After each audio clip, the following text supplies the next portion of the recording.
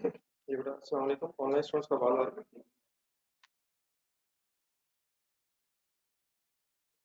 किधर अब्दुलरहमान ऑन कर लिया? ऑन कर लिया।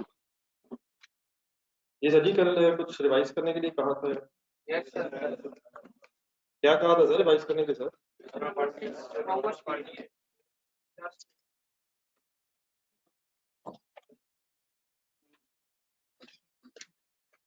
ये जो मैंने के लास्ट उसके अलावा तो नहीं मसला जो लास्ट पेज में सवाल जब मैंने स्टार्ट किया उसके कितने पेजेस थे?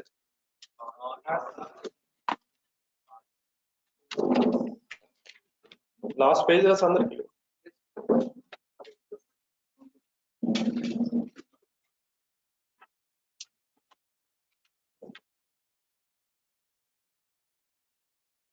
तो एक ही बेटा वर्किंग कर ली आप लोगों ने?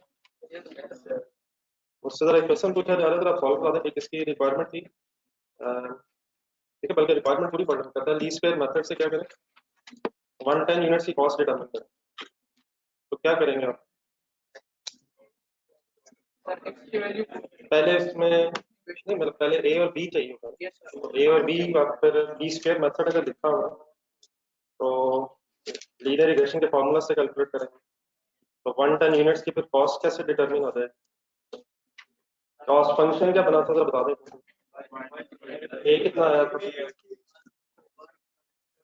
ए इज 176।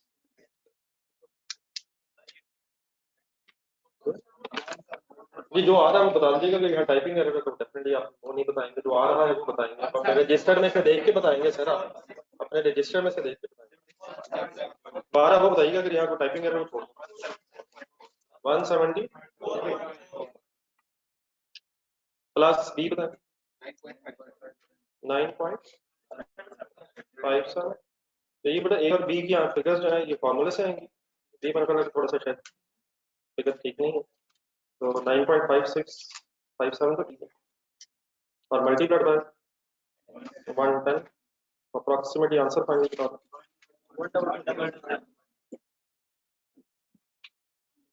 122। ठीक है जी, अभी शायद 122 जस्ट एक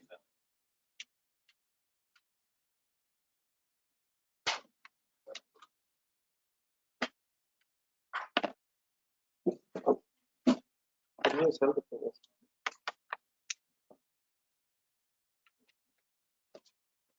122 सर। ये और तो नहीं बेटा किसी का कोई इशू? पढ़ लेना था यार एक नजर, फिक्स कॉस्ट, वेरिएबल कॉस्ट, कुछ एग्जांपल्स और भी थे। जी जावेद जफर साहब, जवाद जफर साहब, मोहम्मद जवाद जफर। एक सेकंड एक सेकंड। ये बड़ा मैंने ये कहीं भी आपको अभी तक नहीं कहा कि इन दोनों मेथड्स के आंसर सेम आएंगे। ये मैंने स्टेटमेंट कभी बोली? तो ये दो बेटा डिफरेंट मेथड्स हैं, इनमें आंसर समटाइम डिफरेंट हो सकता है क्योंकि और भी वेरिएबल्स होते हैं जो अब आपके सिलेबस में नहीं रहे, पहले F1 के सिलेबस में होते नहीं थे। इन्फ्लेशन फैक्टर्स भी हो सकते हैं, जो स्टेप फिक्स कॉस्ट भी होती हैं। तो इन दोनों मेथड्स के आंसर्स में समटाइम्स डिफरेंट हो सकता है। आपने एग्जाम पॉइंट ऑफ व्यू से वो मेथड चूज करना जो एग्जामिनर कहेगा। ज्यादा reliable method statistical method linear regression है, लेकिन आपने इस चक्कर में नहीं पढ़ना। एग्जामिनर बताएगा कि मेथड कौन सा यूज करना है, और अगर वो नहीं बताएगा तो फिर हाइलो यूज करना। तो इनके आंसर्स जरूरी नहीं मैच करें, क्योंकि इसमें इन्फ्लेशनरी फैक्टर्स और भी काफी सारी चीजें होती हैं जो इस वक्त मैंने डिस्कस भी नहीं की और वो आपके सिलेबस में भी नहीं। टाइपिंग एरर का सारी दुनिया को महसूस हो चुका है, और अगर है तो वो ठीक करके काइंडली बात खत्म करें। मैं भी ठीक कर देता हूँ, मैं भी ठीक कर देता हूँ इंशाल्लाह, मैं कल करके आऊँगा। एक नया पेज से निकालें, ठीक है सर, ह्यूमन एरर सर। ये और काइंडली टू कंफर्म। चलिए sir, after this initial discussion तो हमने पिछले दिनों में की है, रजिस्टर खोल लें।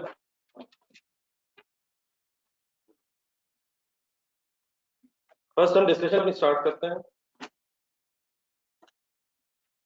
हेडिंग लिखें joint and by product cost.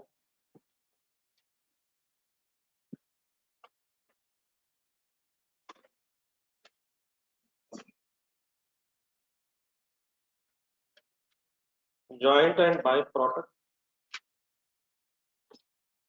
joint and byproduct.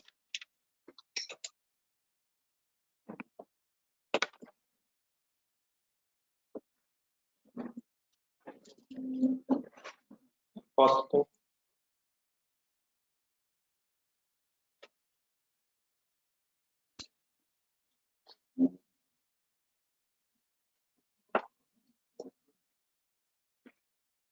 चीजें बेटा सारी नहीं आपके लिए आएंगी, लेकिन इसमें कोई ऐसे परेशानी वाली बात नहीं है। मैथमेटिक्स ज्यादा इन्वॉल्व होती है, लेकिन जो चीज रिक्वायर्ड है वो ये है कि आप टाइम पे आए, क्लास में कंसंट्रेशन से बैठे, घर जाके रिवाइज करें। This is the thing that is required. तो पहला इशू ही हमारा खराब होता जा रहा है। क्या क्लास का टाइम बदल चुका है? लेकिन भाई ने बदल लिया, हमें बताया भी नहीं। सर ये जॉइंट और बाय प्रोडक्ट का कॉन्सेप्ट सर ये है कि समटाइम्स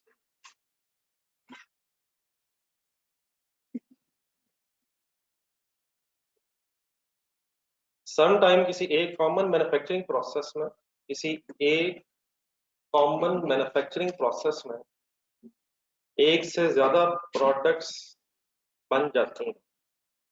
मैन्युफैक्चरिंग प्रोसेस में कौन कौन से खर्चे होते हैं?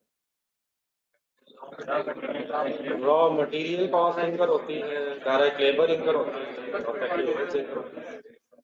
बाकी वो डेफिनेटली अगर कॉस्ट ऑफ गुड्स मैन्युफैक्चर तक पहुंच जाए तो प्लस माइनस कर। तो मटेरियल, लेबर और फैक्ट्री ओवरहेड्स के रिजल्ट में समटाइम्स किसी एक कॉमन रॉ मटेरियल से, किसी एक कॉमन रॉ मटेरियल से एक से ज्यादा प्रोडक्ट्स सेपरेट हो जाती हैं, मर्ज हो जाती हैं।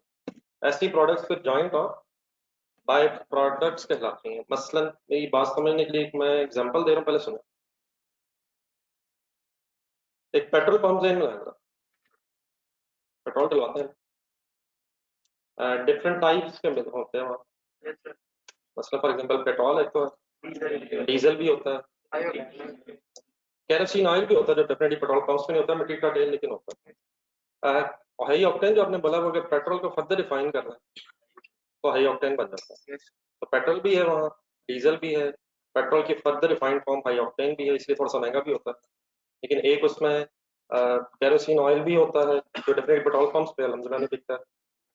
फिर एक ग्रीस टाइप की चीज होती है। ये सब चीजें क्रूड ऑयल से बनती हैं। आपने सुना होगा ऑयल की एक्सट्रैक्शन होती है, अंडरग्राउंड ऑयल एक्सट्रैक्शन। तो जो ऑयल निकलता है अंडरग्राउंड उसे क्रूड ऑयल बोलते हैं। उसे फिर ऑयल रिफाइनरी में जब प्रोसेस करते हैं तो एक से ज्यादा टाइप्स के पेट्रोल डीजल वगैरह आइटम्स निकल आते हैं। तो वो बहुत कुछ में भी। तो एक कॉमन रॉ मटेरियल क्या होता है ऑयल रिफाइनरी, अगर थोड़ी सी विजुलाइज की जाए। एक मिनट में बात पूरी कर दूंगा। ऑयल रिफाइनरी में crude oil process, crude oil is sort of a raw material in this oil refinery, और डेफिनेटली ऑयल रिफाइनरी में क्रूड ऑयल के साथ साथ लेबर होगी, ओवरहेड्स होंगे इसमें। ठीक है, तो कॉमन मैन्युफैक्चरिंग प्रोसेस है ये ऑयल रिफाइनरी में। इसके रिजल्ट में पेट्रोल बन गया, डीजल बन गया, नहीं एक मिनट, केरोसिन ऑयल जिसे मिट्टी का तेल बोला जाता है। फिर समटाइम्स इसमें एक ग्रीस, इमटेरियल सी चीज, इमटेरियल मींस इनसिग्निफिकेंट सी चीज है, ग्रीस सी। जिस तरह फॉर एग्जांपल कभी आपने सड़क अगर बनते देखी हो कभी, वो जो थोड़ा सा थिक सा मटेरियल टाइप होता है मे बी, तो वो ग्रीस टाइप भी इसी के रिजल्ट में बनती है। अब इसमें से कुछ प्रोडक्ट्स ऐसे हैं जिनकी values with respect to each other significant होती है, और समटाइम्स इस प्रोसेसिंग रिजल्ट में इमटेरियल आइटम्स भी निकल आते हैं। मसलन अप्रोक्सीमेटली इस वक्त पेट्रोल की प्राइस क्या है? तकरीबन 127 शायद 30 हो, लेटेस्ट नहीं चाहिए मतलब तकरीबन। डीजल भी अराउंड मेरा ख्याल इतना ही चाहिए, वो शायद हमने कभी डलवाया नहीं। तो लेट्स अज्यूम केरोसिन ऑयल थोड़ा सा सस्ता है, लेकिन मेरा ख्याल है बहुत ज्यादा नहीं। लेट्स मैं अज्यूम कर रहा हूँ, तो एग्जैक्टली पेट्रोल पंप के प्राइसेस नहीं लेता, अप्रोक्सीमेट। लेकिन ये जो ग्रीस होती है ये काफी कम प्राइस की होती है, इनसिग्निफिकेंट इसकी। Let's assume 15 rupees per litre का है या पर केजी का है। पेट्रोल वैसे नॉर्मल लीटर्स में। तो समझ आ रही है मेरी बात? ये मैंने क्या लिखा, इनके प्राइसेस। तो ऊपर मेरे हेडिंग लिखे जॉइंट एंड बाय प्रोडक्ट्स। एक कॉमन प्रोसेसिंग हो रही है क्रूड ऑयल से, तो एक कॉमन रॉ मटेरियल है, उसकी प्रोसेसिंग के रिजल्ट में एक से ज्यादा आइटम्स इमर्ज हो रही हैं। सही है मेरे वर्ड्स? तो उन आइटम्स में जो इमर्ज हो रही हैं, जो with respect to each other significant value वाली होती हैं, उनको बोला जाता है जॉइंट प्रोडक्ट। और अगर कोई इस प्रोसेसिंग में इनसिग्निफिकेंट वैल्यू वाली आइटम भी बन जाए तो उसे बोला जाता है बाय प्रोडक्ट। तो मेरी इस एग्जांपल की बेस पे पेट्रोल और डीजल, केरोसिन ऑयल क्या कहलाएंगे? Joint products. Significant value items with respect to each other are called as joint products. और अगर इस प्रोसेसिंग के रिजल्ट में कोई इनसिग्निफिकेंट वैल्यू आइटम बन जाए तो that is called as by product. लेकिन बहरहाल ये मैंने आपको आइडिया तो जरूर दिया। एग्जाम क्वेश्चंस में ये डिसीजन कि इसमें बाय प्रोडक्ट कौन सी है, जॉइंट प्रोडक्ट कौन सी है, ये आपने नहीं लिखा होगा, ये एग्जामिनर आपको खुद बताएगा। लेकिन for sake of an understanding, joint products किन्हें कहते हैं? Significant value items, significant value items. और बाय प्रोडक्ट किसे कहते हैं? इनसिग्निफिकेंट, जिनकी prices with respect to other items. अब 15 रुपए इटसेल्फ देखेंगे तो हमें नहीं पता सिग्निफिकेंट है या नहीं, लेकिन 15 रुपए को अगर 127 के साथ या 110 के साथ देखेंगे तो comparatively speaking it is insignificant value है। तो ये डिसीजन सिग्निफिकेंस और इनसिग्निफिकेंस की बेस पर था, लेकिन एग्जाम पॉइंट ऑफ व्यू से ये डिसीजन एग्जामिनर ही आपको लेकर बताएगा, आपने उसकी काउंटिंग करनी है। और एक आखिरी चीज जो अभी बीच में बात हो रही थी, हाई ऑक्टेन जो है वो पेट्रोल को फर्दर प्रोसेस करना है, फर्दर रिफाइन करना है इसको, और अच्छी प्रोसेस फिनिशिंग करना है, और ज्यादा उसे शायद इम्प्योरिटी से खत्म करना है, और ज्यादा प्योर फॉर्म में ले, तो देन फिर हाई ऑक्टेन बन रहा है, तो उसकी प्राइस फिर और है। अभी जो हाई ऑक्टेन है it is not as such a joint product. Joint products कौन सी हैं? जो किसी कॉमन प्रोसेस से इमर्ज हो। उसके बाद हो सकता है कि आप उसमें से किसी जॉइंट प्रोडक्ट को फर्दर प्रोसेस करके बेच रहे हो, तो इस केस में high octane. High octane is further processed form of a joint product called as petrol. तो जॉइंट और बॉय प्रोडक्ट्स किसे कहेंगे? कॉमन प्रोसेस से जो इमर्ज हो किसी कॉमन रॉ मटेरियल से। उसके बाद आपकी चॉइस है, समटाइम्स हो सकता है कि आप फर्दर प्रोसेसिंग भी कर रहे हैं। क्लियर है यहाँ तक बात, या मुझे नोट करना है?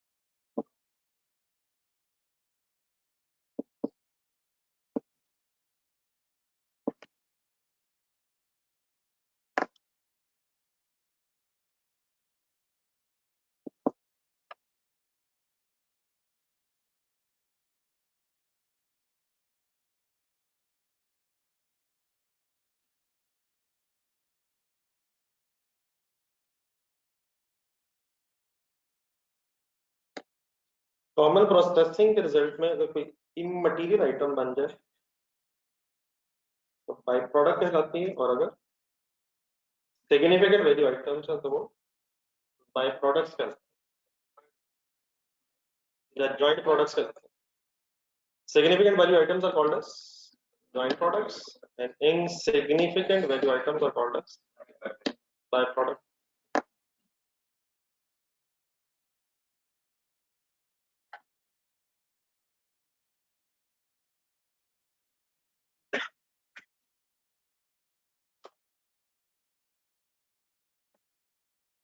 चलेंगे? देन प्रॉब्लम क्या है, देखें बोर्ड पर, ठीक है ये लिखा है।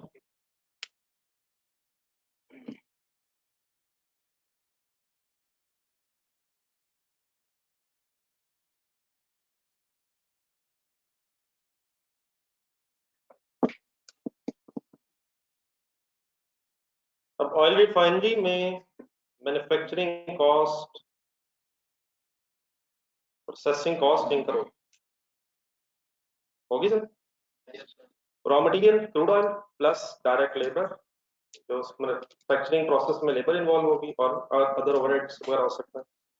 अब अगर ये मैन्युफैक्चरिंग कॉस्ट सपोज 50 मिलियन है, ये मैन्युफैक्चरिंग कॉस्ट किस किस किस को बनाने में आएगी? तो आप बताएं इसमें से पेट्रोल को बनाने में कितनी कॉस्ट आएगी? अब अगर आपका बिजनेस है तो आप डेफिनेटली इंटरेस्टेड इस चीज में होंगे कि पेट्रोल से रिलेटेड कितना प्रॉफिट कमाया ये पता चले। ये कैसे पता चलेगा पेट्रोल से प्रॉफिट? पेट्रोल कितने पे बेच रहे हैं वो सेल्स है, लेकिन उसमें से क्या लेस होना चाहिए? पेट्रोल को बनाने की कॉस्ट, सिमिलरली डीजल को बनाने की कॉस्ट एंड सो ऑन, लेकिन वो कॉस्ट कंबाइंड है। ऐसे ही 50 million is the cost of producing all the products. तो शायद हम टोटल प्रॉफिट तो निकाल सकते हैं, लेकिन मैनेजमेंट को लेकिन बिजनेस की मैनेजमेंट को, आपका बिजनेस है, आपको शायद पता होना चाहिए कि प्रोडक्ट वाइज बनाने के खर्चे कितने कितने। तो हमारा जो इस चैप्टर में मेन इश्यू वही है कि ये जो जॉइंट कॉस्ट है, is it a joint manufacturing cost? किसी एक प्रोडक्ट की नहीं, ये जॉइंट मैन्युफैक्चरिंग कॉस्ट फिर एलोकेट की जाती है टू द जॉइंट प्रोडक्ट्स। तो इसके लिए नेक्स्ट हेडिंग लिखा methods to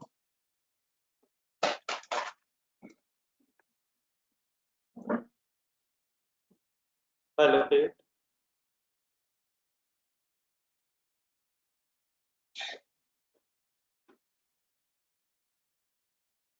methods to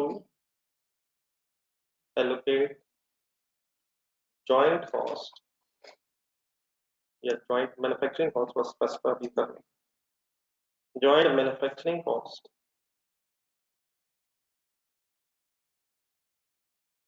with joint products। Initially इस डिस्कशन में अभी हम बाय प्रोडक्ट मिक्स नहीं करेंगे, बाय प्रोडक्ट की फिर काउंटिंग ज्यादा डिस्कस करता हूँ।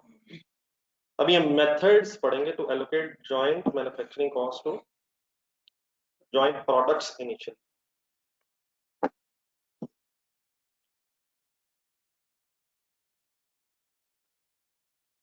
किसको किस पे एलोकेट करने लगे?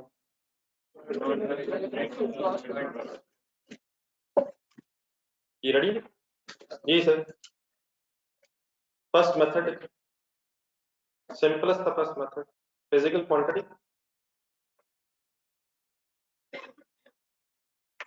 या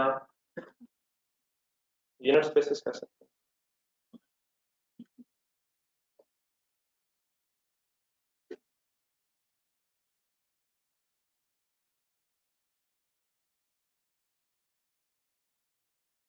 अब छोटी सी मुझे एक एग्जांपल क्रिएट करनी है, पहले जरा देखें। लेट्स से मैं कॉमन प्रोसेस है, ये मैं बॉक्स का जो बना रहा हूँ, लेट्स से मैं एक प्रोसेस है, इसमें कॉस्ट इंकर हुई 13,000 या सॉरी 1,20,000, और इस प्रोसेसिंग के रिजल्ट में रॉ मटेरियल प्रोसेस हुआ, कॉस्ट 1,20,000 इंकर हुई, और प्रोसेसिंग के रिजल्ट में 3 जॉइंट प्रोडक्ट बनी। इस वक्त डिस्कशन में क्या चीज नहीं है? ए बी सी के नाम से। लेट्स अज्यूम ए के इस प्रोसेसिंग रिजल्ट में 20,000 यूनिट्स बने, बी के 25,000 यूनिट्स बने, और सी के 15,000 यूनिट्स बनाया गया।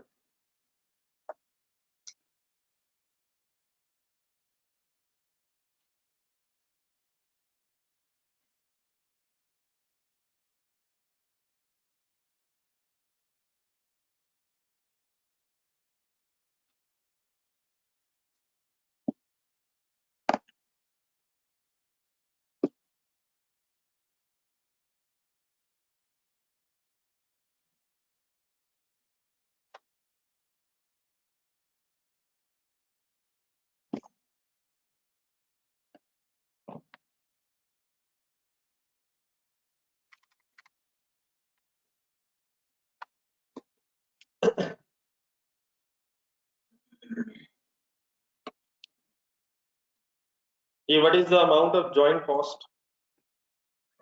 1,20,000 rupees which has been incurred to produce what and what? A, B and C. तो अगर बेटा फिजिकल क्वांटिटी मेथड है तो एक मिनट बोर्ड पे देखें, बिल्कुल सिंपल सी बात होने लगी है। ए बी सी इन प्रोडक्ट्स हैं, इनकी रिस्पेक्टिव क्वांटिटी क्या है, कितने यूनिट्स प्रोड्यूस हुए। अच्छा, ये जो प्रोडक्ट मैन्युफैक्चरिंग कॉस्ट होती है, मैन्युफैक्चरिंग कॉस्ट को मैं प्रोडक्शन कॉस्ट भी कह सकता हूँ। मैन्युफैक्चरिंग कॉस्ट, प्रोडक्शन कॉस्ट, एक और नाम भी है। तो क्या इस मैन्युफैक्चरिंग कॉस्ट से यूनिट्स मैन्युफैक्चर होते हैं या यूनिट्स प्रोड्यूस होते हैं? एक ही बात है, यूनिट्स मैन्युफैक्चर्ड, यूनिट्स प्रोड्यूस एक ही बात। कितने कितने यूनिट्स प्रोड्यूस हो गए? 20,000, 25,000 और 15,000। देन इसको क्वांटिटी की बेस पे एलोकेट किया जा सकता है। टोटल कॉस्ट कितनी इंकर हुई है? 120,000। जॉइंट कॉस्ट एलोकेशन जस्ट एक मिनट, शायद आपकी सोच से ज्यादा आसान चीज नहीं है। तो 1,20,000 जो है, 1,20,000 रुपीज अगर क्वांटिटी की बेस पे एलोकेट करना है, तो कितने यूनिट्स टोटल बने? कैलकुलेटर उठाएंगे, इसका सम किया जा सकता है। 20,000 यूनिट्स बने ए के, 25,000 यूनिट्स बने बी के, 15,000 यूनिट्स बने सी के, तो टोटल कितने यूनिट्स बने हैं? तो क्या हम कह सकते हैं 1,20,000 rupees are incurred to produce 60,000 units. तो उस समय से ए के कितने बने, बी के कितने बने, सी के कितने बने? तो एक प्रोपोर्शन बेटा बन सकता है। कैसे प्रोपोर्शन बन सकता है? कैलकुलेटर उठाएंगे, 20,000 लिखें। क्या है 20,000? 20,000 units of A as compared with 60,000 units. कैसे करें? 20,000 डिवाइड बाय 60,000, प्रोपोर्शन बन जाए। एक मिनट, यहां तक इज इक्वल टू दबाएगा, जस्ट 20 बाय 60, ये तकरीबन 1/3 या 0.33 आ रहा है। क्या मतलब? टोटल यूनिट्स में अगर ए के यूनिट्स 1/3 है, तो क्या टोटल कॉस्ट में से भी फिर 1/3 कॉस्ट ए से रिलेटेड होना चाहिए? इस तरह करके प्रोपोर्शन बन जाया करेगा। कैसे? 20,000 डिवाइड बाय 60,000 और मल्टीप्लाइड बाय 1,20,000। क्लियर है सर? बनाए टेबल, बाकी फिगर भी कंप्लीट कर।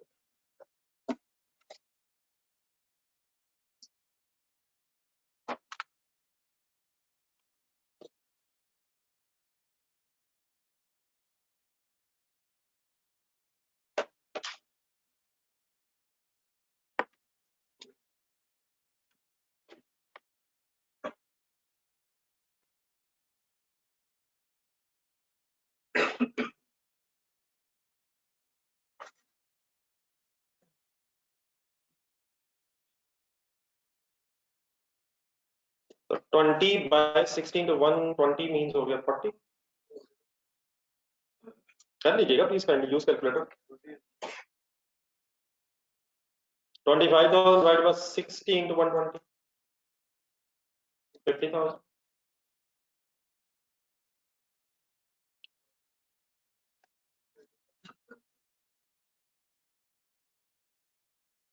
एंड फाइनली 15 बाय 60, ये तो बन जाएगा फोर्थ पोर्शन 30।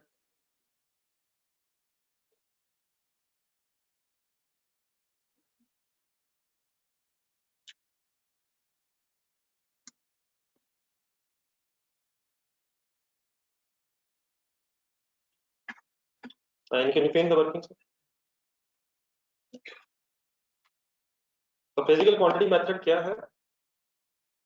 क्वांटिटी को बेस बना के जॉइंट कॉस्ट की एलोकेशन कर दो।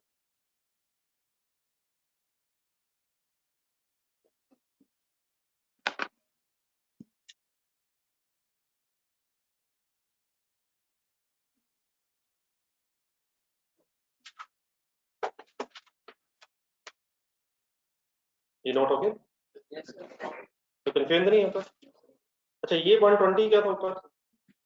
इससे लिख लें जरा, joint manufacturing cost, total joint manufacturing cost, ये आपको गिवन डाटा था।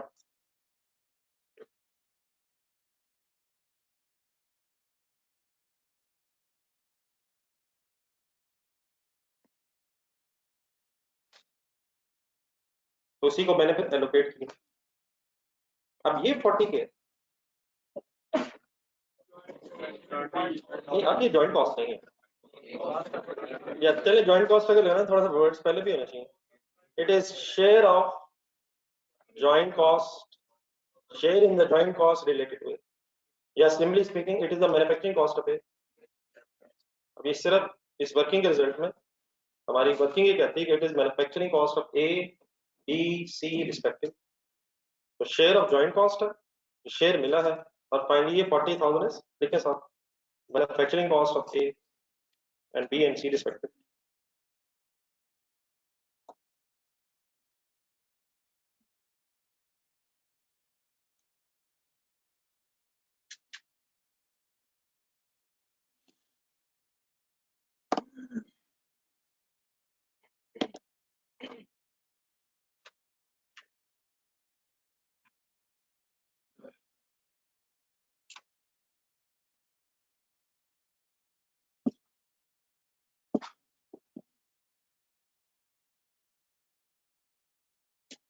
ठीक है सर, प्लीज क्लियर, तो इशू तो नहीं, समझ आ गया सर?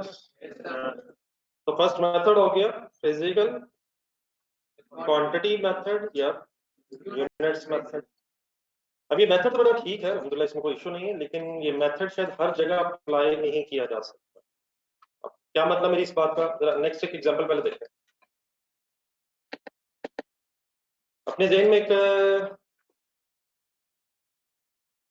कोल माइन लाया, कोयले की खान,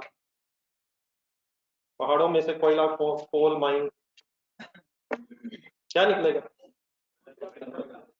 एक बड़ा इस माइनिंग के रिजल्ट में समटाइम्स एक डायमंड्स भी निकला, तो अपनी माइन समझे, लेट्स सी में माइन है। अब इसमें माइनिंग ऑपरेशंस होंगे, उस पर कॉस्ट इंकर होगी माइनिंग ऑपरेशंस पर। लेट्स अज्यूम किसी का काउंटिंग ईयर में इस माइन से अपने 50 मिलियन केजीज कोल निकाला और 2 केजीज डायमंड निकाला, तो मुझे क्या दे देंगे और अपने पास क्या रखेंगे? सिर्फ 2 केजी। यार क्या करोगे 2 केजी? हमारे 50 मिलियन केजी छोड़ के।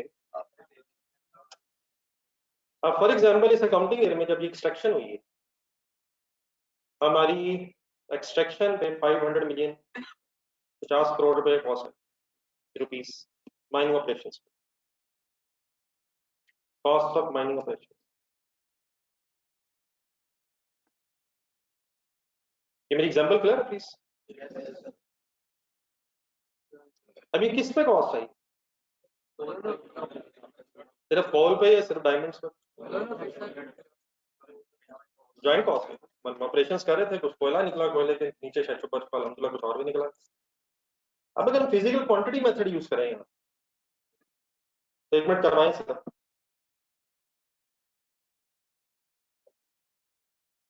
मैंने प्रोडक्ट्स लिखने, नेक्स्ट कॉलम में क्या लिखा था मैंने, जरा सोच रहा हूँ, क्वांटिटी लिखी मैंने, क्वांटिटी लिख लेता हूँ केजीज में, units 50 million, 50 million and 2 KGs, total हो गया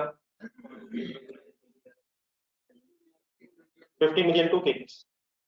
अब कितने रुपए एलोकेट करने, कितने रुपए एलोकेट करने से? अगर इन केजीज की बेस पे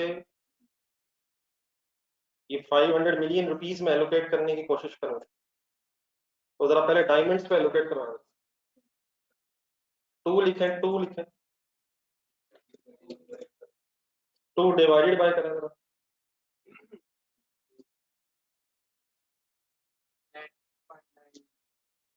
नहीं मतलब मल्टीप्लाइड बाय 500 मिलियन कर दें।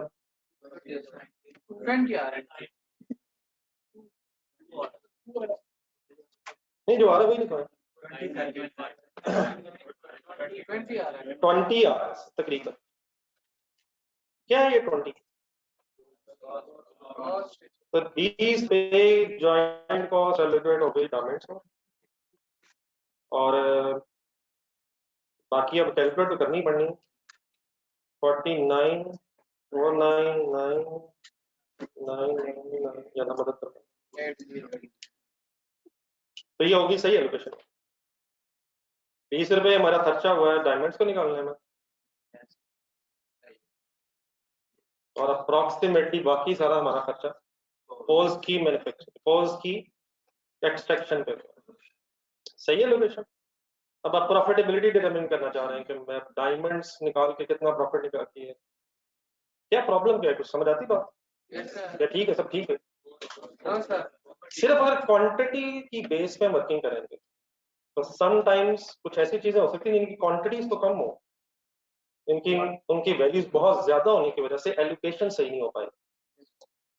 मोस्ट प्रोबेबली शायद हो सकता है कि अगर हमें महसूस हो कि यहाँ डायमंड्स हैं तो कोयला हमने निकालना इसलिए शुरू किया हो कि अल्टीमेट डायमंड्स हाथ में आ रहे। बात समझ रहे हैं? तो अगर हम सिर्फ क्वांटिटी कंसिडर करेंगे तो समटाइम्स सही एलोकेशन नहीं होगी। तो उस केस में भी शायद हमें एलोकेशन करते हुए शायद अगर सेल वैल्यूज भी कंसिडर करें तो ज्यादा बेहतर एलोकेशन की जा सकती है। मेरी इस बात के बारे में ये हरगिज मतलब नहीं है कि क्वांटिटी मेथड गलत है, लेकिन शायद मैं ये कहना चाह रहा हूँ कि हर जगह एक्सेप्टेबल है। देयरफॉर एक और मेथड भी यूज होता है जिसमें क्वांटिटी के साथ साथ सेल वैल्यूज भी कंसिडर होती है। समझ आ रही है मेरी बात कि क्यों इसकी जरूरत है, क्या जरूरत है उसकी, ताकि यूनिट्स के साथ साथ वैल्यूज का भी पता चले, और शायद जिस प्रोडक्ट की वैल्यू ज्यादा है उसको फिर कॉस्ट भी ज्यादा एलोकेट होनी चाहिए। तो इस एग्जांपल को अगर आप लिखना चाह रहे हैं तो लिखना, बाकी तो सेकंड मेथड शुरू करते हैं। या इसको अगर लिखना है तो इस तरह से लिखना, लिमिटेशन ऑफ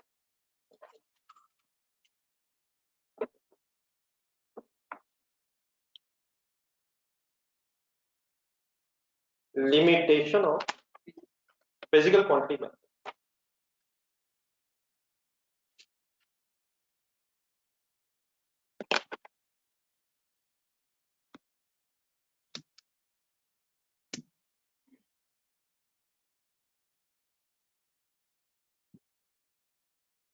और एक सेकंड,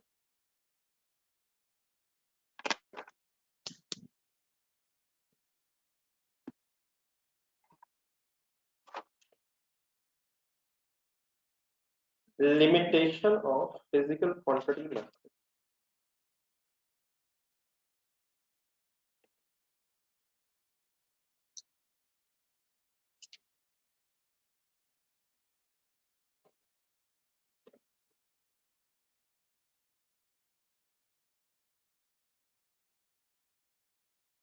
अगर सिर्फ क्वांटिटी कंसिडर करेंगे तो समटाइम्स अगर प्रोडक्ट्स की वैल्यूज एक दूसरे से बहुत ज्यादा डिफरेंट है तो सही एलोकेशन नहीं हो पाएगी।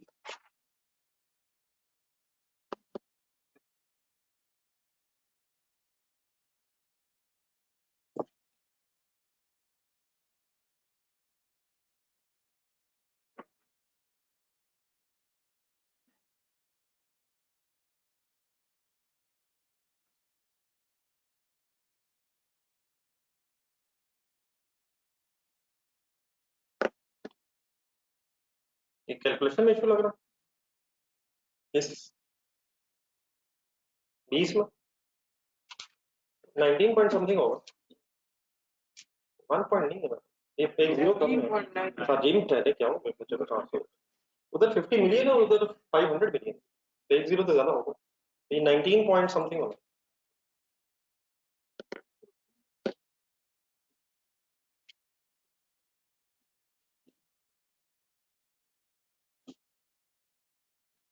भारत ये जो डिसीजन इस वक्त हम मेरे मेथड्स पढ़ रहे हैं, ये मैं कुछ कोशिश तो कर रहा हूँ कि हम साथ लॉजिकली भी डिस्कस कर रहे हैं, लेकिन ये डिसीजन के कौन सा मेथड आपने यूज करना है ये भी आपका नहीं है, ये भी एग्जामिनर बताएगा।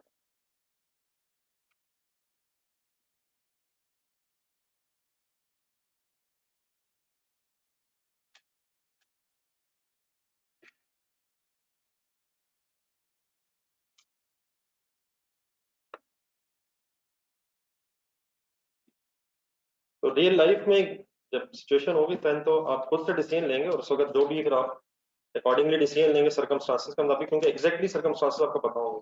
तो एग्जाम पॉइंट ऑफ व्यू से अगर एक क्वेश्चन है उसके एग्जैक्ट सर्कमस्टांसेस हमें नहीं पता कि वहाँ मैन्युफैक्चरिंग प्रोसेस कैसे हो रहा है, हमें तो जो इन्फॉर्मेशन मिलेगी उसी की बेस में वर्किंग कर सकते हैं। ये नोट कर लिया समझ।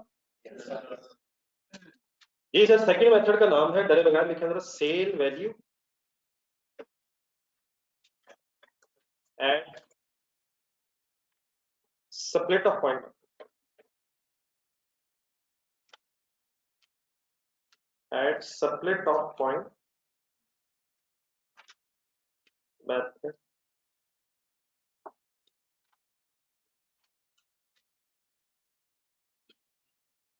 स्प्लिट ऑफ पॉइंट जो मैंने वर्ड्स यूज किए इन इसको जरा स्टार सा लगा के एक्सप्लेन करना पड़ेगा पहले इसी हेडिंग के नीचे। Split of means, split of point means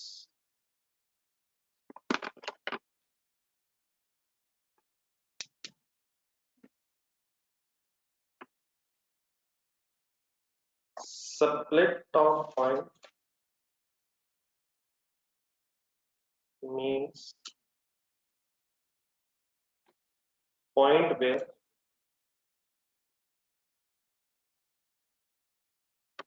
separately identifiable products, separately identifiable products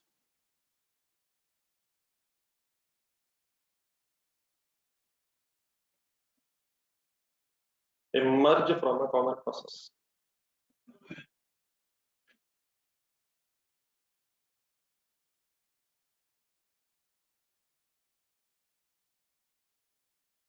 allocation का मतलब डिवाइड करना, कॉस्ट एलोकेशन का मीनिंग कॉस्ट डिवाइड करना। Split of point means point where separately identifiable products emerge from common process।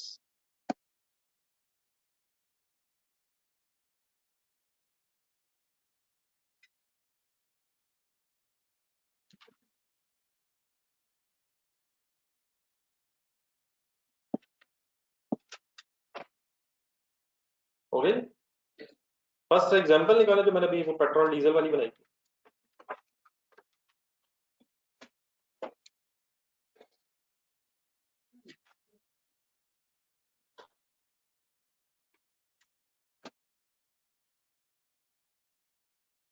Please लिख लिया सबने, एक बार पढ़ेंगे क्या, जल्दी से पढ़ेंगे क्या लिखा है। तो पॉइंट नहीं, पॉइंट वेयर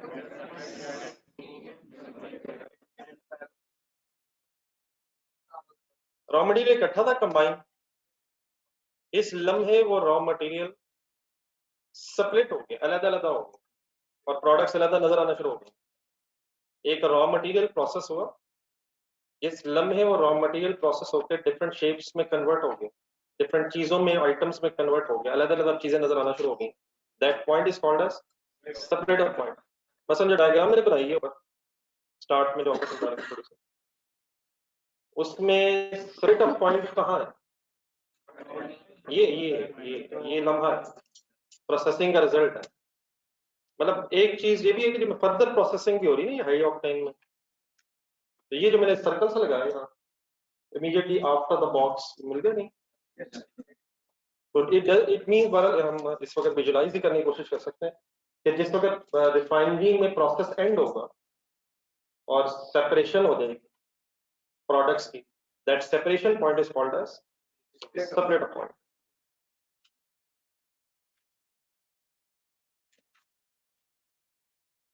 अब what is the significance of split of point मैं भी बताता हूँ, ये जरा थोड़ा सा हजम करना। स्प्लिट ऑफ, ये जो प्रोसेसिंग जब स्टार्ट हुई थी तो ये क्या था, क्रूड ऑयल, ये कहाँ है, ठीक है, ये तो इकट्ठा है, इस वक्त कंबाइन है, इसी के अंदर है सब कुछ। तो जब वो नजर आनी शुरू हो जाएंगी ज्यादा चीजें इस पॉइंट पे, जिस स्टेज पे, that is called as split of point. अब प्रॉब्लम असल में क्या है, क्या हो सकता है कि sometimes products split of point के बाद भी प्रोसेस होके सेल हो रही है। मसलन फॉर एग्जांपल एक डायग्राम देखें पहले, लेट्स अज्यूम आपका कॉमन प्रोसेस है, फुल कंसंट्रेट करो, 3 प्रोडक्ट्स बनी ABC, एक कॉमन रॉ मटेरियल्स है। तो इस कॉमन प्रोसेसिंग के रिजल्ट में ABC अगर सेपरेट हो गए हैं तो इस कॉमन प्रोसेसिंग के एंड में this point is called as separate of, तो ये सेपरेट ऑफ होगी, अलग होगी। लेकिन लेट्स अज्यूम हम इन्हें सेपरेट ऑफ पॉइंट पे बेचते ही नहीं, हम इन तीनों को, हो सकता है किसी एक को, किसी दो को, किसी तीन को, सब let's assume for sake of discussion तीनों को पहले X, Y और Z में A, B, C बनती हैं, उन्हें फर्दर प्रोसेस करके फिर X, Y, Z में कन्वर्ट करके सपोज बेचते हैं। तो मैंने मेथड का नाम क्या लिखा है? हमने कौन सी सेल वैल्यूज ढूंढनी है? जो split of point, sale values at split of point, क्योंकि हमने करना क्या है, हमने जॉइंट कॉस्ट को एलोकेट करना। जॉइंट खर्चा जो तीनों पे आना है, उस लम्हे की हमें सेल वैल्यू ढूंढने की कोशिश करनी है। बात सिंपल हो जाएगी। फॉर एग्जांपल अगर ये products as it is separate of point पे सेल हो रही हैं देन तो कोई इशू नहीं, हमें वो मिल जाएंगी। लेकिन अगर हमें sale values at separate of नहीं मिलेंगी तो इंशाल्लाह वो भी ढूंढ लेनी चाहिए। हमें क्या है, sale values at separate of. क्यों, उस पे क्यों इंटरेस्टेड है? तो उससे पिछला जो खर्चा है, तो इकट्ठा खर्चा था, हमने उसको एलोकेट करना है बेस्ड ऑन सेल वैल्यूज। तो किस पॉइंट की सेल वैल्यूज ढूंढने की कोशिश करनी है, अगर वो रेडीली अवेलेबल है तो ओके है, और अगर वो नहीं है तो इंशाल्लाह कैलकुलेट कर लेंगे। कैसे, आइए वर्किंग शुरू करें। पहली example, let's assume a common process, joint manufacturing cost is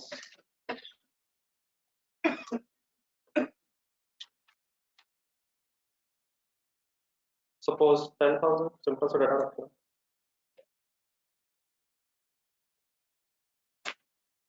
तीन प्रोडक्ट्स बनी A, B, C, इनके 1000 यूनिट्स,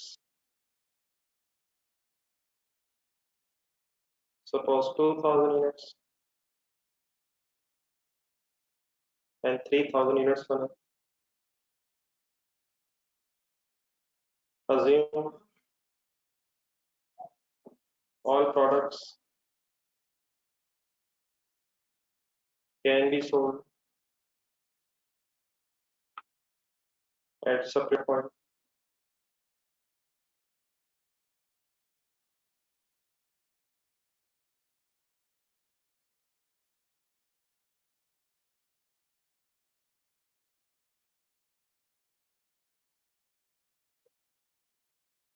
बना ली। इसके साथ आप नीचे अगर लिखना चाहे, जो मैंने assume लिखा तो नीचे लिख लीजिए as you know।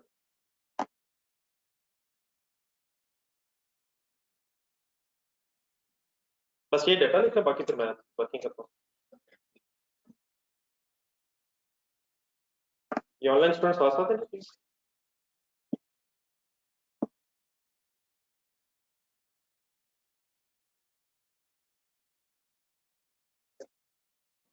बट आप प्लीज काइंडली टाइम पे है, ये अब इस वक्त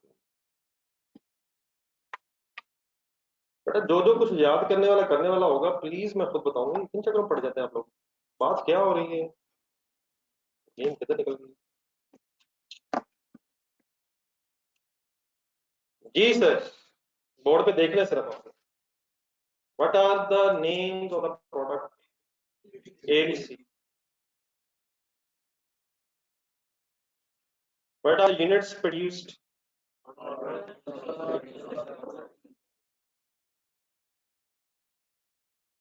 1000, 2000 एंड 3000। नहीं सर जी, अब यहाँ टोटल नहीं करो। अगर आप यहाँ टोटल करके 10,000 रुपीज, ये ठीक है? तो 10,000 रुपीज, सर 10,000 रुपीज ठीक है सर। एलोकेट किसने होना है? Joint cost allocate. अगर मैं यूनिट्स का टोटल करूं और 10,000 रुपए का एलोकेट करना शुरू हो जाऊं तो ये तो कौन सा मेथड हो जाएगा? Physical quantity method. तो ठीक है, कैसे हो जाएगा? 1000 divide by 5000, sorry 6000, 1000 divide by 6000 into 10,000। तो ये तो बात हम कर चुके हैं। लेकिन अगर हमें sale value at separate point method apply करना है तो लेट्स अज्यूम जो मैंने लिखा कि सेल सेपरेट पॉइंट पे ये प्रोडक्ट सेल हो रही है, तो देन फिर इन यूनिट्स प्रोड्यूस को लिखने के बाद एक नया काम हमें ये करना है कि फिर हम आइडेंटिफाई किया करेंगे कि what are the sale price per unit of these items जो हमने बना ली है। सेल प्राइस पर यूनिट ढूंढनी पड़ा करेगी, तो डेफिनेटली कैसे ढूंढना करेंगे, एग्जाम में डाटा दिया होगा कोई ना कोई। मैं इस वक्त अज्यूम कर रहा हूँ, let's assume 2 rupees per unit, 3 rupees per unit and 4 rupees. Suppose different हो सकती हैं, बाई चांस सेम भी हो सकती हैं लेकिन डिफरेंट भी हो सकती हैं। तो ये मैंने क्या किया, क्या अज्यूम किया, सेल प्राइसेस, और वी आर अज्यूमिंग कि ये सेपरेट पॉइंट ही की अगर है तो ये एज इट इज यूज होगा। देन फिर अगले कॉलम में पहले क्या कैलकुलेट होगा, sale values at separate of, sale value at separate of point. कैसे कैसे सर, 1000 into 2 क्वांटिटी से प्राइस मल्टीप्लाई हो जाएगी, तो what is the sale value of product A at separate point, 2000, 6000 and 12,000। Okay sir, तो अगर quantity method होता तो यूनिट्स को बेस बना के टोटल करके एलोकेशन कर देते, लेकिन अगर सेपरेट पॉइंट मेथड होगा तो पहले कहां पहुंचना है, sale value separate, then I hope के अब इससे प्रोपोर्शन बन जाएगा और फाइनली क्या एलोकेट हो जाएगा, joint cost of 10,000 rupees based on sale values at separate of allocate हो जाएंगे। Allocation का मीनिंग पता है आपको, Allocation means division है, division of the cost in the products जितनी भी होंगी, तो joint cost allocation। एक करवा दें पहले, एक मिनट जस्ट मिनट, बाकी फिर आप लिख लीजिएगा। तो कैसे करूं, किसका सम करूं पहले, 2000, 6000 और 12,000 कितना बन गया, 20,000। प्रोपोर्शन कैसे बनाऊं, तो एक बोल दें 2000 डिवाइड बाय 20,000। अगर यूनिट्स मेथड होगा तो यूनिट्स का प्रोपोर्शन बनाएंगे, और अगर सेल वैल्यू मेथड होगा तो सेल वैल्यू से प्रोपोर्शन बना के जॉइंट कॉस्ट की एलोकेशन कर देंगे। डन सर, बनाएंगे, बनाए बनाए कंप्लीट। और ये कॉलम्स बनाते हुए कहीं तरह बोलते हुए नाम इनके लिखिएगा, शायद ये बार बार इनको होगा। ये सर 400 देखो मौका तो आप नोट करें, मैं अपने इधर करवाता हूँ। ये मुझे करेंगे एक मिनट, हो गई इसी दो।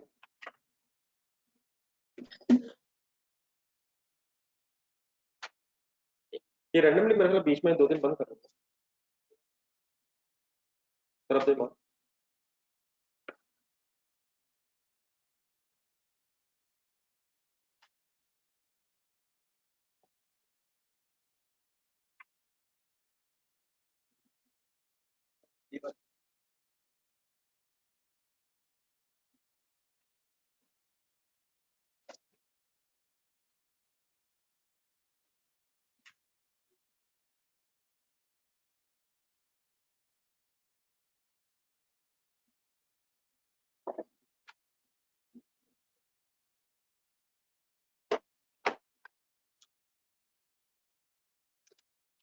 ये बड़ा वर्किंग सबको क्लियर है सर, मैं कोई एक आध वर्किंग जरूर लिख लीजिए, बाकी चाहे सारी नोट ना करें।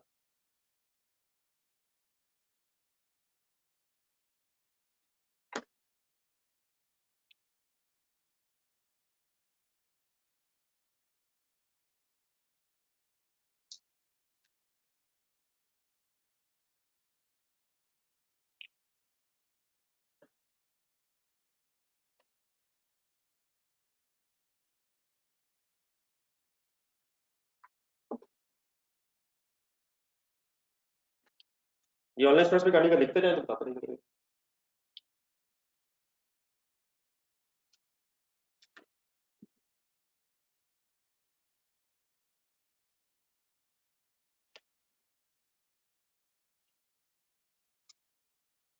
तो एक वर्ड रखें, इसलिए ज्यादा भी टाइप करने की जरूरत नहीं, कोई एक वाई या एन नोटेड के लिए।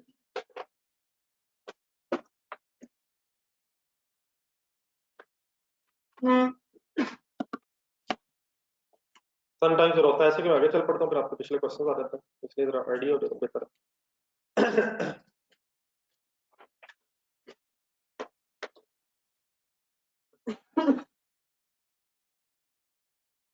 ये बताइए, परेशानी के अगर तरीके ढूंढने हैं उसके तो 100 निकल आ सकते हैं। क्या सेल प्राइस गिवन हो? क्या सवाल होगा? गुलाम साहब क्या होगा? टेंशन का तो और तरीका ढूंढ लेते हैं बेटा, क्या होगा? डाटा होगा सर, आपने वर्किंग इंशाल्लाह करनी है। डाटा दिया होगा, अगर गिवन नहीं होगी तो कैलकुलेट कर लेंगे। चाहिए क्या? सेल प्राइस पर जी ओके सर। सेकंड एग्जांपल बनाए इसी हेडिंग में, इसी सेकंड मेथड में second example.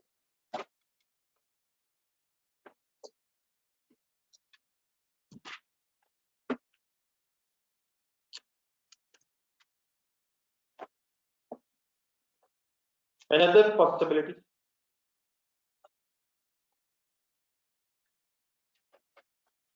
Let's assume a combined process, joint manufacturing process.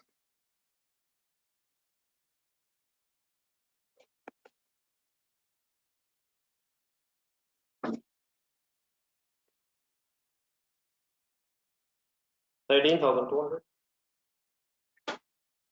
Joint manufacturing cost. तीन products बने, A, B, C. एक बेटा सपोज तीनों products फर्दर प्रोसेस करके बेची जाती हैं। लेट मी फिनिश, एक मिनट मेरे को आपको पहले देखना मैं कैसे लिखता हूं। लेट्स अज्यूम सेपरेशन के बाद आप इन्हें फर्दर रिफाइन करके फर्दर कॉस्ट प्रोसेसिंग इंकर करके बेचते हैं, और उस फर्दर प्रोसेसिंग की कॉस्ट लिखता हूँ। Let's assume 500 upon 1000 as opposed to 1000. It means क्या assume कर रहा हूँ? Products are sold after being further processed. Assuming products, all the products are sold after further processing. क्या ये भी हो सकता है कि किसी प्रोडक्ट को तो फर्दर प्रोसेस कर रहे हैं और किसी को नहीं कर रहे, तो वो थर्ड सिनेरियो इंशाल्लाह हो जाएगा। तो यहाँ तक बना लो, आफ्टर फर्दर प्रोसेसिंग।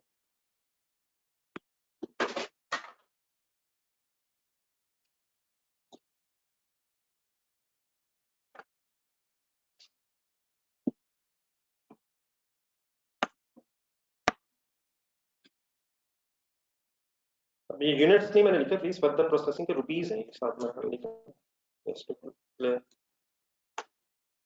अभी मैंने क्वांटिटी नहीं बताई।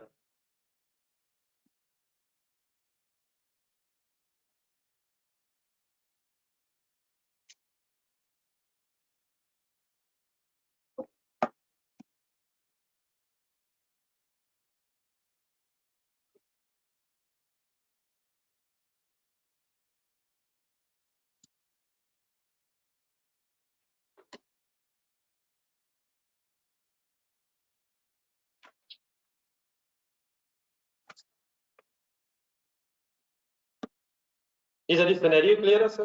Yes, sir. The products are sold at separate or या products are sold after further processing?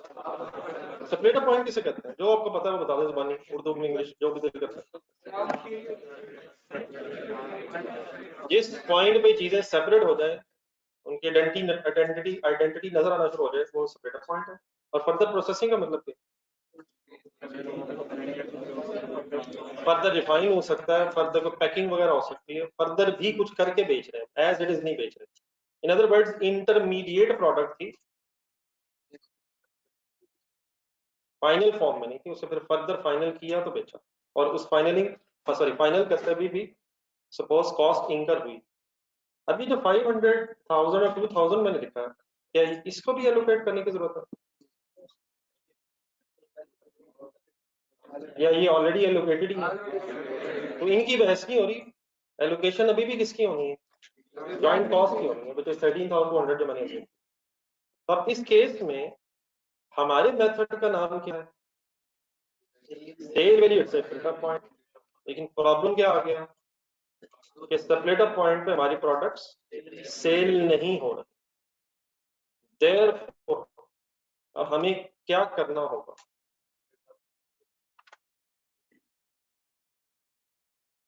आराम से सोचते हैं, जल्दी क्या टाइम अल्हम्दुलिल्लाह हमारे साथ, नौजवान सोचने को तैयार है, कोई इशू नहीं। क्या यहाँ प्रोडक्ट्स बिकेंगी? तो मैं सर्कल सा बनाने की कोशिश कर रहा हूँ, या यहाँ बिकेंगी? खुदा ना खास्ता ऐसा तो नहीं कि सेपरेट पॉइंट पे भी बेच देंगे और फिर फर्दर प्रोसेस करके भी बेच देंगे? या कहाँ बेच सकते हैं या कहाँ? अच्छा, एक सिचुएशन ये भी हो सकती है, कंसिडर जरा प्लीज। एक सिचुएशन ये भी हो सकती है कि ये प्रोडक्ट्स जो हमने बनाई ये सेपरेट पॉइंट पे बिक सकती थी, लेकिन हमने बेची फर्दर प्रोसेस करके हैं, क्योंकि हमें लग रहा है फर्दर प्रोसेस करके बेचेंगे तो ज्यादा प्रॉफिट हो जाएगा। दोबारा रिपीट कर रहा हूँ सेंटेंस। एबीसी सेपरेट पॉइंट पे बिक सकती थी, लेकिन हमने फर्दर प्रोसेस करके इसलिए बेची हैं क्योंकि उस पर हमें ज्यादा प्रॉफिट एक्सपेक्टेड है। तो अगर हम बेच सकते थे और हमें वो प्राइस पता है जिस पे हम बेच सकते थे, तो क्या वो sale value at separate of है? सही, क्या वो sale value at separate of है? तो हमें किसी एक्स्ट्रा वर्किंग की जरूरत नहीं है, हम उसे यूज कर लेंगे। लेकिन अगर हम वहां बेचते नहीं, मीन्स वो बिकते नहीं, बेचते नहीं, बिकती नहीं, इसलिए नहीं बेचते क्योंकि बिकती नहीं, एज इट इज बिकती नहीं, और हम बेचते ही उसे फर्दर प्रोसेस करके रहेंगे, तो अब हमारे पास सेपरेट पॉइंट की सेल वैल्यूज नहीं होंगी, रादर ब्रेक लॉस सुने, हमारे पास अल्टीमेट सेल वैल्यूज होंगी आफ्टर बीइंग फर्दर प्रोसेस। तो हमारा प्रॉब्लम कब स्टार्ट होगा? अगर sale values at separate point available नहीं, तो फिर हमें किस पॉइंट की सेल वैल्यूज पता होंगी? सेपरेट पॉइंट की नहीं पता होंगी। अगर सेपरेट पॉइंट बिकती नहीं है तो फिर वहां की बजाय कहाँ की सेल प्राइस पता होगी? After being further process. और उसको फिर मैं अल्टीमेट सेल वैल्यूज कह रहा हूँ। Ultimate sale values means further processing के बाद जो फाइनल फाइनल सेल वैल्यूज। तो फाइनल सेल वैल्यूज किस वक्त की? After being further process. ठीक है सर? अगर अब हमें फाइनल सेल वैल्यूज पता है तो फिर अब ये सेपरेट पॉइंट भी नहीं है, और हमें मेथड कौन सा यूज करना है? Separate of. यहां तक प्रॉब्लम समझ लिया प्लीज? प्लीज साथ क्लियर है? कौन सी वैल्यूज नहीं पता, कौन सी पता है? सेपरेट पॉइंट की नहीं पता, फाइनल सेल वैल्यूज पता, लेकिन हमारे मेथड में नाम क्या है? तो इसलिए भी हम इन्हें इन फाइनल सेल वैल्यूज को कन्वर्ट करेंगे sale values at split of point पे, कोशिश करेंगे। अब actual sale values of split of point हमारे पास नहीं, तो हम assumed sale prices of split of point निकालने की कोशिश करेंगे। किस प्राइस को बेस बना के? फाइनल सेल प्राइस को बेस बना के, which is after further processing. Means to say, शायद मैं कुछ ऐसे कहना चाहता हूं कि ये प्राइस फाइनल सेल प्राइस कहलाएगी। सही? अब इस प्राइस को हमें ऑनवर्ड्स लेके जाना है या कुछ बैकवर्ड्स लाना है? कहाँ बैकवर्ड्स लाना है सर? फर्दर प्रोसेसिंग से पहले की सेल वैल्यूज बनानी है, उस वक्त की है नहीं। अगर है तो इस वर्किंग की कोई सेंस नहीं है जो मैं कर रहा हूँ। ये वर्किंग कब होगी? अगर products are not saleable at separate point, then फिर हम अपनी वर्किंग कहां से शुरू करेंगे? फाइनल सेल प्राइस से वापस आएंगे सेपरेट पॉइंट। तो मेरा तो ख्याल है, फॉर एग्जांपल अगर यहाँ ये प्रोडक्ट 2000 की बिक रही है तो वही 2000 की यहाँ आ जाएगी। ये 2000 में नहीं क्या लिखा? तो यही 2000 उठाएंगे, देखें जैसे मैंने एरो बनाया, इसे उठाएंगे, इसे यूं गए। लेकिन क्या यहाँ से आते आते रास्ते में कुछ पड़ा है सर?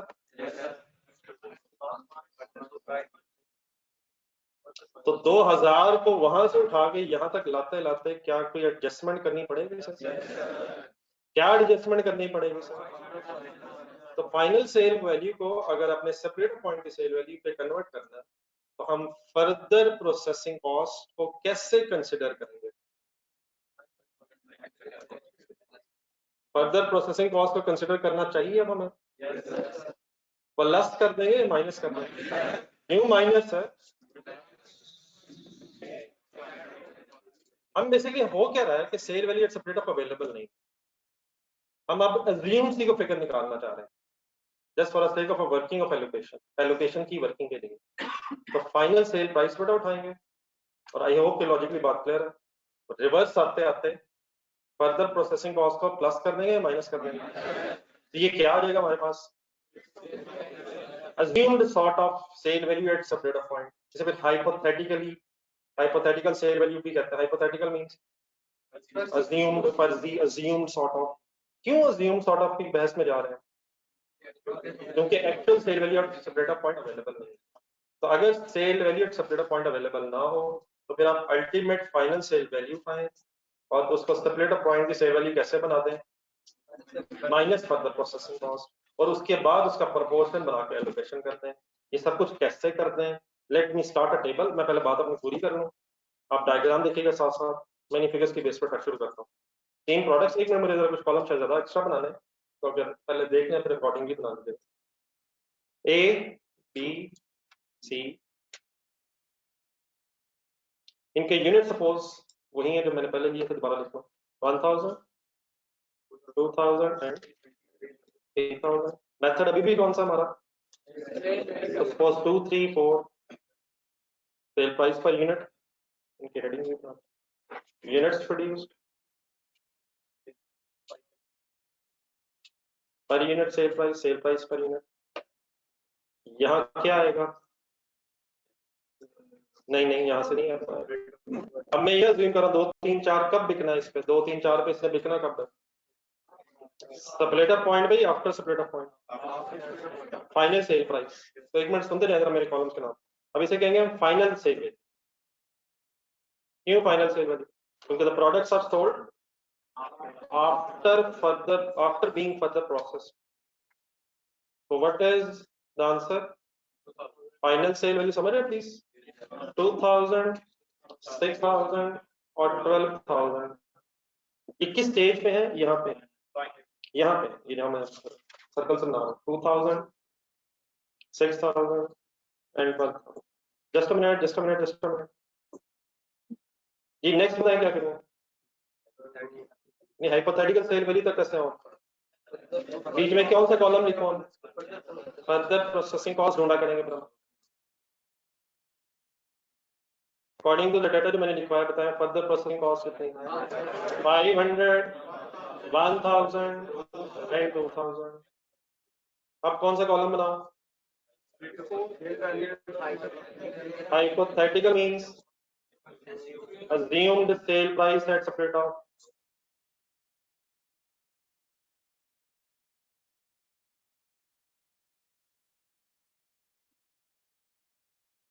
इसका क्या फॉर्मूला बना लें?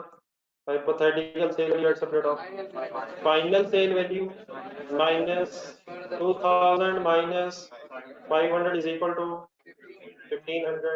मतलब इसका ये है कि अगर 2000 रुपए की चीजें बिक रही हैं approximately at the time when the goods are further processed, तो उससे पहले कितने की बिक्री होंगी ये फाइंड आउट करना चाह रहे हैं। ठीक है? और 6000 minus 1000 is equal to 5000 and 10000। समझ आ गया प्लीज? और रादर देन कि अब हम से फाइनल सेल वैल्यू से प्रोपोर्शन बनाएं, sale values at separate point से हम प्रोपोर्शन बना के आप ये बता दें किस अमाउंट को एलोकेट करने की ख्वाहिश हमारी। फिगर ढूंढने की फिगर नहीं, अज्यूम करेंगे हम कोई अज्यूम फिगर नहीं। 18200 रुपीज ने एलोकेट होना था based on sale values at separate off, लेकिन वो क्योंकि अवेलेबल नहीं थी sale value at separate of, तो उसको कैसे बनाया जाता है? फाइनल सेल वैल्यू में से फर्दर प्रोसेसिंग कॉस्ट लेस करके। अब कुछ क्लियर है बात सारी? बनाई नहीं? अब डेफिनेटली प्रॉफिट तो नहीं है, और प्रॉफिट इसलिए नहीं हमें पता क्योंकि हम बेचते नहीं है। तो इसीलिए तो बार बार बोल रहा हूँ word assumed। we have no choice, we have to assume something।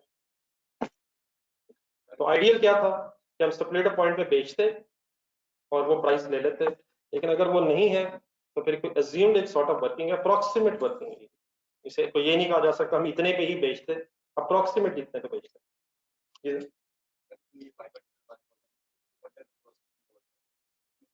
Ji sir, मतलब मैंने तो पहले बताया कितना सर जी, मत बताया तो हम ए बी सी को एज इट इज बेच ही नहीं रहे, तो वहां हम कैसे फिर डिटरमिन करें कि हम कितने पे बेचते हैं? तो आइडिया तो वही था कि हम बेच रहे होते हम वो फिगर ले लेते, लेकिन अगर आप वहां बेचते नहीं तो फिर अभी कैसे पता चलेगा कि आप किस मार्जिन मार्केट पे बेच रहे हैं? तो एक शॉर्टकट सॉर्ट ऑफ है, कुछ ना कुछ तो करना है, तो कुछ ना कुछ मिनिमम ये हो सकता है। बाकी डेफिनेटली अगर प्रॉफिट मार्जिन वगैरह होंगे तो उसकी बहस हो सकती है, लेकिन अगर आपको पहले ही पता है कि sale value at separate off क्या है तो फिर तो इस वर्किंग में जाना ही नहीं। ठीक है,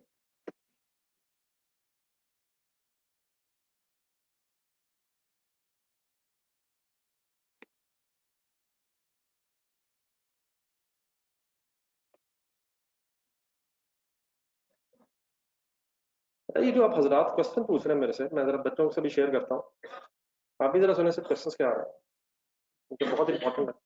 सेल प्राइस पर यूनिट खुद से अज्यूम करनी है, यूनिट्स प्रोड्यूस दिए हुए होंगे या अज्यूम करने होंगे?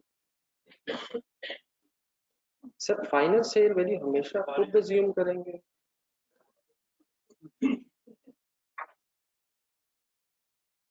ये तीन डिफरेंट लोगों के सवाल हैं।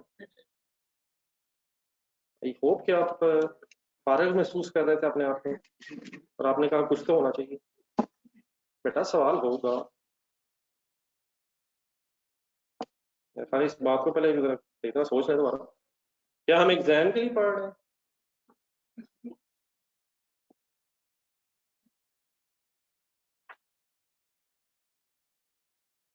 जी अब्दुल्ला साहब, ये आखिरी सवाल आ गया, क्या फर्दर प्रोसेसिंग में से ज्यादा प्रोसेस भी हो सकता है?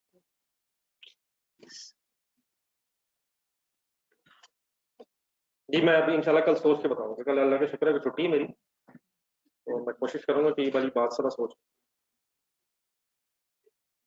नहीं मेरी नहीं तो आपने मेरे पूरे सेंटेंसेस नहीं सुना, आपकी पढ़ाई की छुट्टी करी, कल घर पढ़ना नहीं आप लोगों ने? जी बेटा cell price per unit assume नहीं करें, गिवन हो।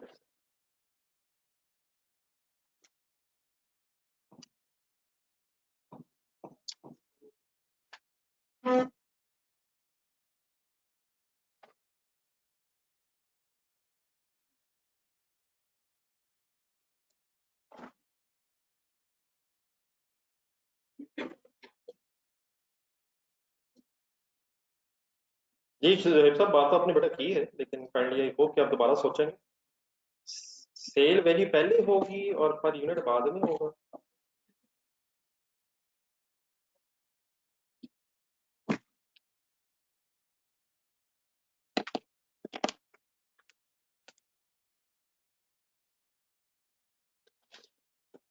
जी सर जी, आंसर जरा बता सकते हैं? आगे इकट्ठे हो गए सर, ये सॉल्व करें ना, final table final final column बनाना।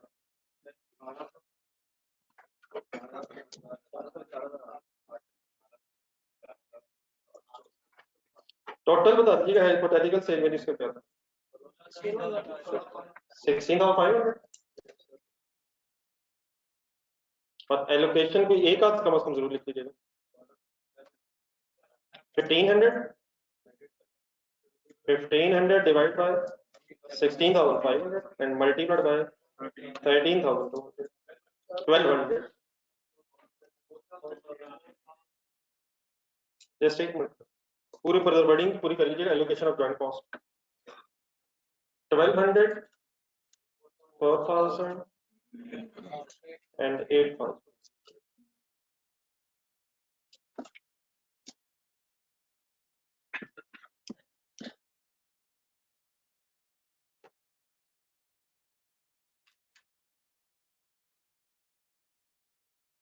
ये वर्किंग का लेके जरा रुक जाइएगा, जरा बात थोड़ी सी नहीं है, मैं रिपीट करने लगा, और इससे फिर अभी 2-3 वर्किंग्स आपने और करवानी है, तो प्लीज सीरियसली जरा इकट्ठे हो। ये सिनेरियो बेटा मैंने जो बनाया है वो ये है कि कॉमन प्रोसेस है। कॉमन प्रोसेस क्या होता है? कॉमन कंबाइंड प्रोसेस है। कंबाइंड प्रोसेस अगर है तो मतलब एक सारा प्रोडक्ट्स बननी है। अगर एक ही प्रोडक्ट बननी है वही है, वो तो कॉमन। कॉमन इन सेंस एक से ज्यादा प्रोडक्ट्स का प्रोसेस है, एक कॉमन प्रोसेस है। उस प्रोसेस में मैन्युफैक्चरिंग कॉस्ट आई है 13,200। उस मैन्युफैक्चरिंग कॉस्ट के रिजल्ट में 3 प्रोडक्ट्स बने, ए, बी एंड सी, लेकिन वो प्रोडक्ट्स सेलेबल नहीं है एट सेपरेट पॉइंट। उन्हें सेल करने के लिए फर्दर प्रोसेसिंग करनी पड़ती है अमाउंटिंग टू ₹500, 1000 एंड 2000 रिस्पेक्टिवली, फिर ये प्रोडक्ट्स बिकती हैं। हम मेथड यूज करना चाहते हैं 13,200 की एलोकेशन के लिए sale value at separate off. लेकिन प्रॉब्लम ये है कि सेपरेट ऑफ पॉइंट की सेल वैल्यूज अवेलेबल नहीं, तो सेपरेट ऑफ पॉइंट की सेल वैल्यूज निकालने के लिए फिर तरीका ये अडॉप्ट किया जाता है क्या फाइनल सेल प्राइस लेना, फाइनल सेल वैल्यूज लेने इन प्रोडक्ट्स की। पहले 3 कॉलम मैंने यूनिट्स लिए, रुपीस से मल्टीप्लाई किया, फाइनल सेल वैल्यूज तक आ गए, और इन फाइनल सेल वैल्यूज में से फर्दर प्रोसेसिंग कॉस्ट माइनस करके एक रिवर्स सॉर्ट ऑफ वर्किंग करना, अल्टीमेट सेल वैल्यूज से सेपरेट ऑफ पॉइंट पे वापस आ गए, और उन वैल्यूज को बेस बना के, उन hypothetical sale values at separate of point को बेस बना के एलोकेशन प्रोसीजर कंप्लीट करें। सब क्लियर है सर? अगर sale values at separate of point available होती तो this working is as such not required, हम उन वैल्यूज को ही कंसिडर करके एलोकेशन कर सकते थे। अब सब लोग प्लीज क्लियर है? ऑनलाइन स्टूडेंट्स भी कर लीजिए, और प्लीज बेटा डाटा दिया होगा एज ऑलवेज, सवाल होगा आपने जवाब बनाना होगा। अब आगे जरा इसी डाटा में से, इसी एग्जांपल में से जहां तक हमने एलोकेशन की है, जरा एक दो बातें और जरा सही क्लियर करें। ये 1200 जरा सर्कल लगाएं।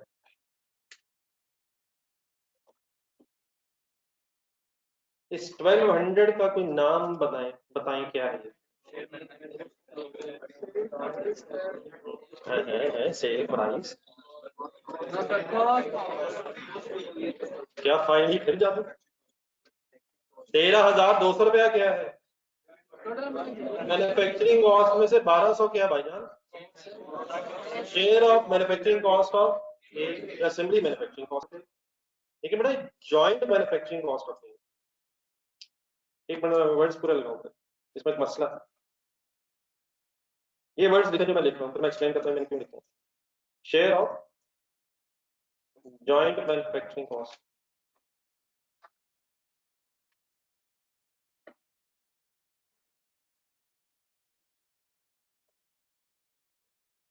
share of joint manufacturing cost related to A, related to product A. Share of joint manufacturing cost related to product A. थोड़ा सा सॉरी छोटा हो गया, ब्रैकेट एंड में कर बंद कर। Share of joint manufacturing cost related to A, 13,200 में से 13,200 रुपीज में से 1200 शेयर मिला है ए को, 4,000 शेयर मिला है बी को, और 8,000 शेयर मिला है सी को। अब मैंने ये बात क्यों की है, ऊपर डायग्राम देखो जो बनाई है। इस स्टेज पे जरा देखें एबीसी को, क्या 13,200 रुपीज में से स्प्लिट ऑफ पॉइंट तक शेयर है ये 1200, 4,000, 8,000, ये 13,200 रुपीज एलोकेट हुए इनमें। लेकिन क्या ए को बनाने की टोटल कॉस्ट भी, अब मैं अगर ये देखना चाहता हूं कि total manufacturing cost of A, B and C respectively क्या है, तो क्या बस यही 1200, यही 4,000 और यही 8,000, या फिर इनमें कुछ फर्दर भी ऐड होना है? देखिए ए बी सी को हम सेल कब कर रहे हैं, तो एक तो जॉइंट मैन्युफैक्चरिंग प्रोसेस पे खर्चा हो रहा है, वो कंबाइन था, उसको एलोकेट करना पड़ा, लेकिन जो फर्दर प्रोसेसिंग का खर्चा वो एज इट इज अवेलेबल है। तो क्या 1200 में 500 ऐड होके टोटल मैन्युफैक्चरिंग कॉस्ट ऑफ ए बनेगी? तो टोटल मैन्युफैक्चरिंग कॉस्ट कैसे फिर बनती है इस सिचुएशन में? Share of joint cost plus plus plus plus further processing cost. तो नेक्स्ट कॉलम यहां तो नहीं बन सकेंगे, आप इसके नीचे बना लेना हमसे कॉलम, वही एबीसी।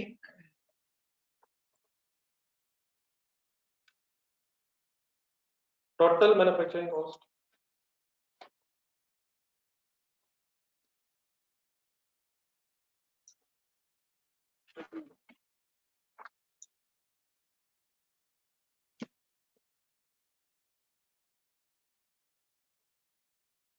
तो जो मैंने वर्ड्स बोले अगर वैसे एक दफा बोल लें जहन में आ जाएंगे। फिर किस किस को प्लस करते हैं, किस किस को?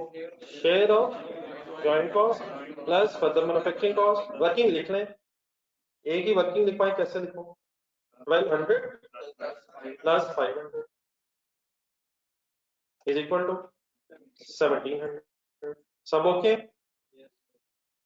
सब क्लियर है सर?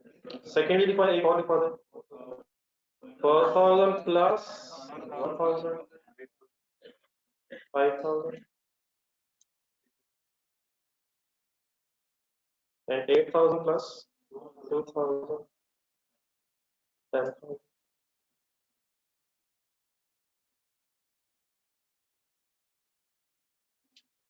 तो शेयर ऑफ जॉइंट कॉस्ट और प्लस अगर फर्दर प्रोसेसिंग कॉस्ट है तो ऐड करके टोटल मैन्युफैक्चरिंग कॉस्ट बनेगी।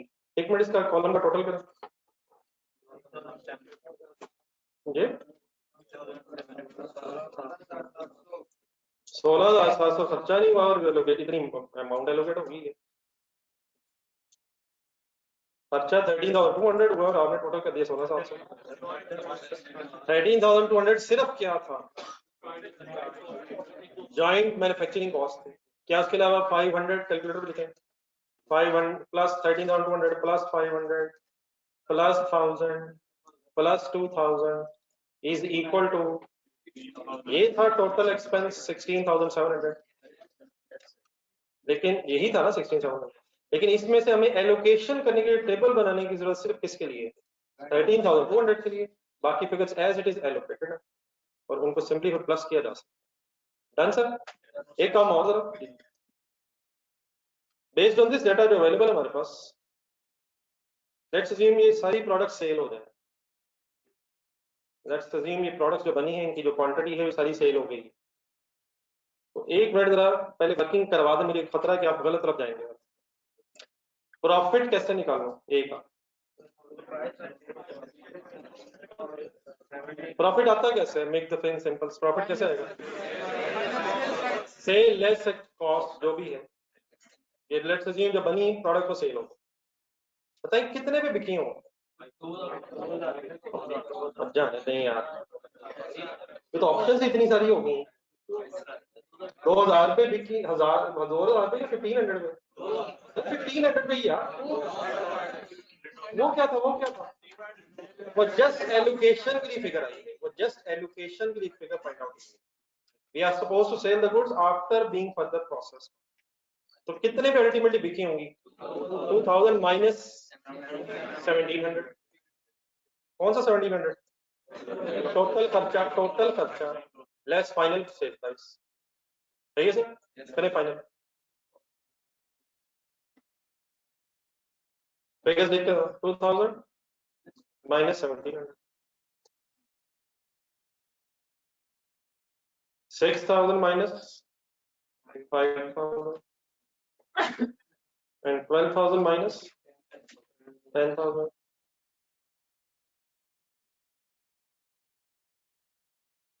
Sale values minus expenses.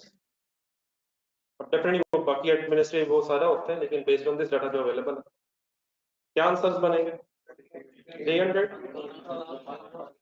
1,000 and 2,000. Total profit 3,300।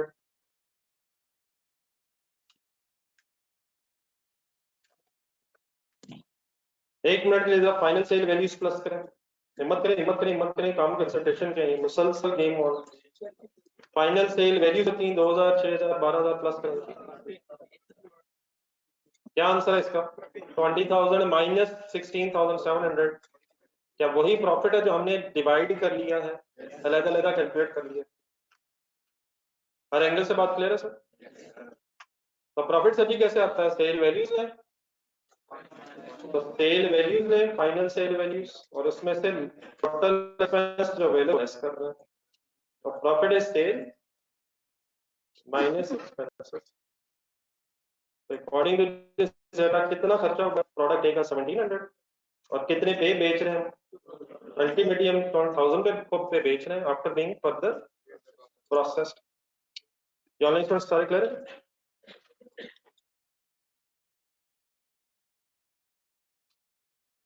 ये कंप्लीट करना है अपनी वर्किंग करो। और सॉरी इधर 1 मिनट और, बस एक छोटी सी बात है, खत्म करके उठते हैं।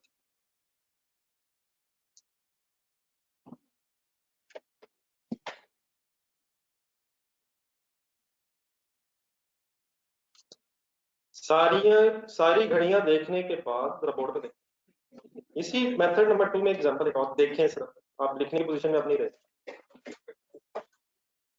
लेट्स अज्यूम सर जी एक सिचुएशन ये है कि कॉमन प्रोसेस से 3 प्रोडक्ट्स बनी, लेकिन सपोज करो प्रोडक्ट सी जो है ये फर्दर प्रोसेस होती है। प्रोडक्ट सी को फर्दर प्रोसेस करके बेचा जाता है। ए और B are saleable at separate point, और मेथड हमारा वही है, sale values at separate off. Method क्या है? Sale value at separate off. Two products A and B suppose are sellable at separate point, but the product C is sold after being further processed. ठीक है sir? अब इस case में अगर आपने sale value at separate of point method use करना है तो कैसे करेंगे? ए और बी की जो वैल्यूज हैं वो तो एज इट इज आ जाएंगे, लेकिन सी के लिए कौन सी वर्किंग करनी पड़ेगी? तो ए बी की तो readily sale values at separate of available होंगी, सी के लिए फिर हमें final sale value after further processing लेके माइनस फर्दर प्रोसेसिंग करके हाइपोथेटिकल सेल वैल्यू बना के फिर प्रोपोर्शन बनाना पड़ेगा। तो इंशाल्लाह यही डिस्कशन मंडे से दोबारा स्टार्ट करेंगे। कोई खास काम नहीं घर के लिए, घर के लिए भी सब काम शुरू होने वाले हैं। तो इसी तरह जरा इन्हीं हालात में काइंडली मंडे तक वापस आ जाए। जी मैंने जो बोला जाहिर सी बात है, जो लेना वही है। जी डेफिनेटली सर, कल छुट्टी है, आप आना तो चाह रहे हैं लेकिन मैं कल नहीं आ रहा। मुझे पता है आप हर संडे को कॉलेज में पढ़ना चाह रहे हैं, लेकिन एक आध जरा संडे शायद मैं नहीं आ पाऊँ। अल्लाह हाफिज़।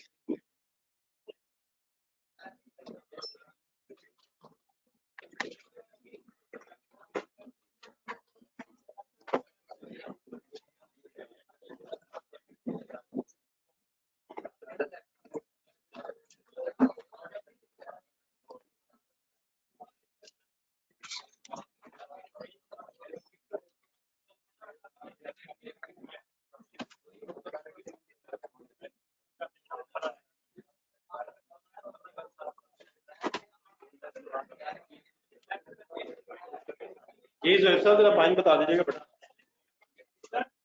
ये अल्लाह हाफिज़।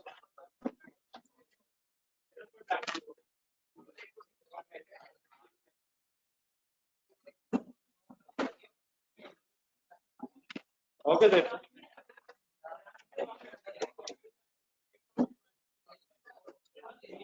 ये तीनों पेपर्स में बेटा अपीयर होना तो कंपल्सरी है, लेकिन आप पे डिपेंड करता है कि आप तैयारी कितने की करना चाह रहे हैं, वो डेफिनेटली आपकी चॉइस है। अपीयर होना तो शायद कंपल्सरी है, लेकिन आप जितनी तैयारी कर सकते हैं वो तैयारी कर लीजिएगा। जितने सब्जेक्ट्स की कोशिश करें, वैसे 3 पेपर्स कोशिश तो होनी चाहिए, उतना मुश्किल भी नहीं है।